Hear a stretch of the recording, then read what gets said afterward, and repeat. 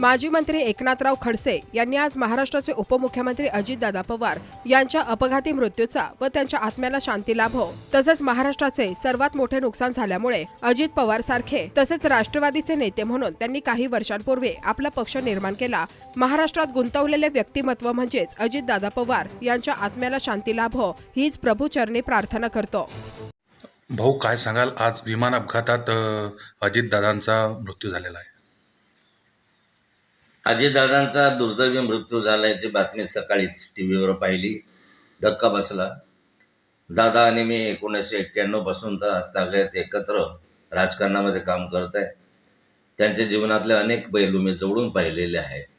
स्पष्ट वक्तेपणा आणि घेतलेली भूमिका न सोडण्याची त्यांची भावना, नेहमी ते आपल्या वाक्याशी म्हणजे जे बोलले त्याच्याशी प्रामाणिक राहिले। अनेक वेळा त्यांनी या महाराष्ट्राच्या राजकारणामध्ये चांगले निर्णय घेतले। खासदार म्हणूनही त्यांनी उत्कृष्ट काम केलं। असा राजकीय प्रवासामध्ये त्यांची दिवसेंदिवस अशा मुख्यमंत्र्यापर्यंत जी वाटचाल झाली ती विलक्षण आहे।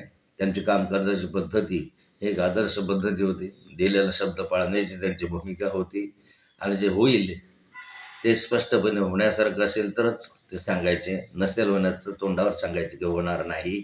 याच्यामध्ये विनाकारण शक्ती खर्च करू नका।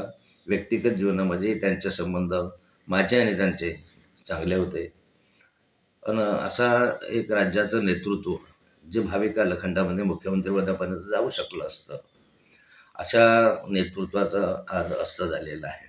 आम्हाला तर धक्का पोहोचलाच, पण महाराष्ट्राची आणि देशाची पण खूप मोठी हानी झालेली आहे। अनेक विषय त्यांच्या संदर्भामध्ये सांगता येतील, बोलता येतील, कारण सहवास अनेक वर्षाचा आहे। मी विरोधी पक्षनेता होतो, ते सत्तेमध्ये होते, आजही ते आमच्या बरोबर आहे आणि घड्याळावर एकत्र लढण्याची भूमिका माननीय शरद पवार साहेबांनी परवा जाहीर केली, म्हणजे जाहीर केली त्याच्यानंतर अधिक बळ या संघटनेला मिळेल असं वाटलं होतं, पण अशा क्षणामध्ये त्यांचा दुर्दैवी मृत्यू झाला। त्यामुळे राष्ट्रवादी काँग्रेस पक्षाची हानी झाली। भाऊ, तुम्ही विरोधी पक्ष नेता असताना किंवा महाविकास आघाडी सरकारमध्ये असताना एखादा मोठा क्षण किंवा एखादी मोठी आठवण? नाही, मी विरोधी पक्ष नेता असताना अनेक प्रहार टीका टिप्पणी त्यांच्यावर केली। बऱ्याचदा त्यांच्या खात्यावरही बोललो, बऱ्याचदा वेगवेगळ्या विषयांच्या संदर्भामध्ये बोललो, परंतु त्यांनी या संदर्भामध्ये काही दुरावा निर्माण झाला नाही।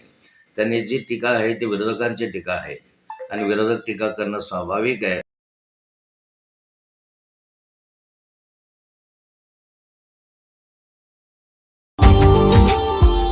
Subscribe now and press the bell icon. Never miss an update.